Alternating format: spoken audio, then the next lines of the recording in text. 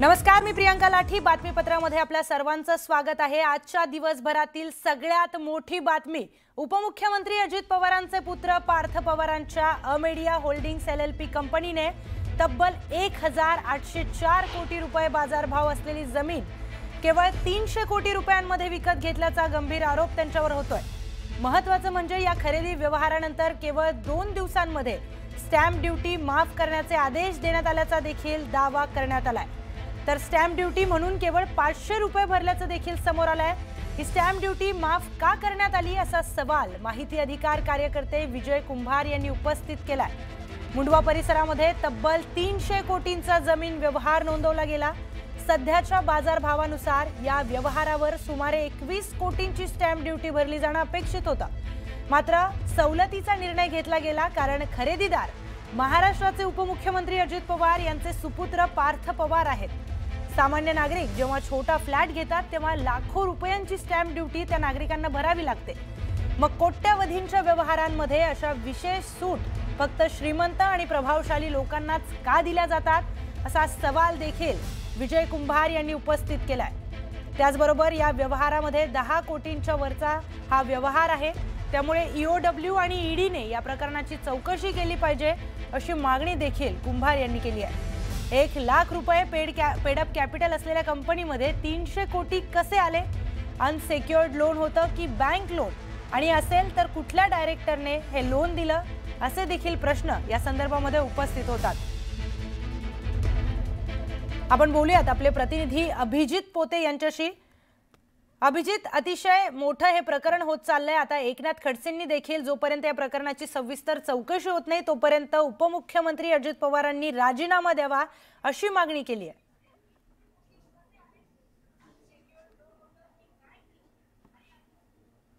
प्रियंका, खरं तर या सगळ्या प्रकरणी आता कारवाईला सुरुवात केलेली आहे आणि पहिली जी कारवाई करण्यात आलेली आहे ही जागा ज्या कोरेगाव पार्क हवेली तहसीलच्या अंडर येते आणि हवेलीचे जे तहसीलदार आहेत सूर्यकांत येवले, त्यांचं निलंबन राज्य सरकारने केलेलं आहे. आणि मी पुण्यातल्या त्यांच्या कार्यालयाच्या बाहेर आहे, आपल्याला दिसते श्री सूर्यकांत येवले तहसीलदार तथा तालुका कार्यकारी दंडाधिकारी पुणे शहर, त्यांच्या कार्यालयाच्या बाहेर मी आहे. काही वेळापूर्वीच सूर्यकांत येवले या कार्यालयात होते. मात्र जे बातमी बडतर्फीची आली किंवा निलंबनाची कारवाई करण्यात आली त्यानंतर मात्र त्यांच्या या ऑफिसला, त्यांच्या या केबिनला कडी असलेले पाहायला मिळते.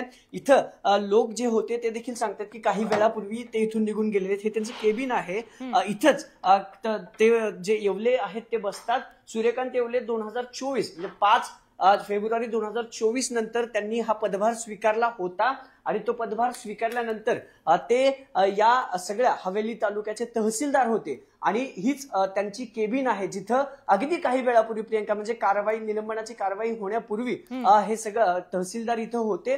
आणि सूर्यकांत येवले आता कारवाई, जे निलंबनाची कारवाई या सगळ्या प्रकरणी झाली त्याच्यानंतर ते इथून निघून गेलेले आहेत अशी माहिती मिळते. इथं अनेक लोक देखील जमलेले आहेत जे सकाळपासून त्यांच्याकडे कामासाठी आले होते, ते देखील अजून तिथंच आहेत. पण कारवाई झाल्यानंतर ही केबिन सोडून सूर्यकांत येवले जे आहेत ते आता निघून गेलेले आहेत. आणि आपण आता त्यांच्या केबिनच्या बाहेर लोक जे आहेत ते अजून देखील आहेत असं दिसतंय. हे जे लोक आहेत ते खूप वेळ झाला. तुम्ही कधीपासून आला तिथे? 1 तास झालाय. कुणाला भेटायचं होतं तुम्हाला? सरांनाच भेटायला होते का सर तुम्ही आल्यावर? नाही, गेले होते. कधी आलात तुम्ही? मला आता जवळपास 1 तास होऊन गेला. काय काम होतं येवले सरांकडे?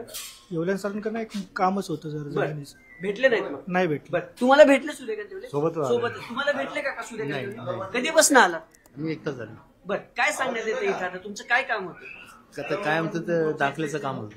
बर प्रियंका, हे सगळे जे लोक आहेत ना पुणेकर, तहसील कार्यालयाच्या अंडर ज्यांचं काम आहे ते इथं आले आहेत. आणि इथल्या जे कार्यालयीन लोक आहेत त्यांना देखील आम्ही विचारायचा प्रयत्न केला की काही वेळापूर्वी सूर्यकांत येवले इथं होते, पण आता निलंबनाची जी कारवाई झाली, अजित पवारांच्या मुलाचं नाव ज्या जागेमध्ये नोंदवलं गेलंय किंवा ज्या जागेचा स्कॅन समोर येते त्याच्यामध्ये या तहसीलदारांनी परवानगी दिली. जी कोरेगाव पार्कची जागा आहे ती हवेली तहसील कार्यालयाच्या अंडर येते. आणि त्याच जागेचे किंवा त्या परिसराचे जे तहसीलदार आहेत त्यांचं पहिलं निलंबन मुख्यमंत्र्यांनी जे आदेश काढले मंत्रालयातून त्यानंतर पहिलं निलंबन जे झालं ते हेच सूर्यकांत येवले आहेत. आपल्या मागं केबिन आहे, त्या केबिनमध्ये अनेक वेळ ते बसून होते, पण आता कारवाई निलंबनाची कारवाई झाल्यावर ते इथून निघून गेलेले आहेत. ते नेमकं कुठे गेलेत? माध्यमांसमोर ते प्रतिक्रिया देतात का? फोन ज्यावेळेस आपण त्यांना संपर्क केला त्यावेळेस ते सांगतात की माझ्यापर्यंत असे कुठलेही आदेश आलेले नाहीयेत. आदेश जिल्हाधिकाऱ्यांचं माझं कुठलंही बोलणं झालेलं नाहीये. जितेंद्र रेड्डीशी देखील आपण बोलण्याचा प्रयत्न केला. त्यांनी देखील सांगितलं की जे काही कारवाई, जी काही योग्य कारवाई करू, जे दोषी आढळतील त्यांच्यावर कारवाई करण्यात येईल. पण आता सूर्यकांत येवले जे तहसीलदार आहेत, ज्यांची पहिली विकेट या सगळ्या प्रकरणात पडली, निलंबनाची कारवाई सरकारने केल्यानंतर प्रियंका ते मात्र त्यांच्या केबिनमधून निघून गेलेले पाहायला मिळत आहेत.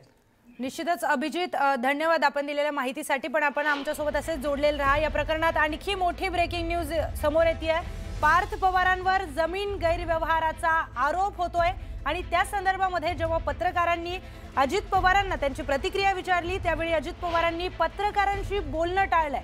1800 कोटींची जमीन 300 कोटींमध्ये घेतल्याचा हा मोठा आणि गंभीर आरोप पार्थ पवार यांच्यावर होतोय. पार्थ पवार उपमुख्यमंत्री अजित पवार यांचे सुपुत्र आहेत, त्यामुळे त्यांना प्रतिक्रिया देणं हे गरजेचं होतं, पण त्यांनी पत्रकारांशी बोलणं हे टाळलेलं आहे. जमीन गैरव्यवहाराप्रकरणी जेव्हा त्यांना प्रश्न विचारण्यात आले तेव्हा ते कुठलीही प्रतिक्रिया न देता निघून गेलेले आहेत. त्याचे काही व्हिज्युअल्स आपण बघतोय. जेव्हा पत्रकार अजित पवार यांची प्रतिक्रिया घेण्यासाठी गेले तेव्हा अजित पवार हे कुठलीही प्रतिक्रिया न देता निघून गेलेत.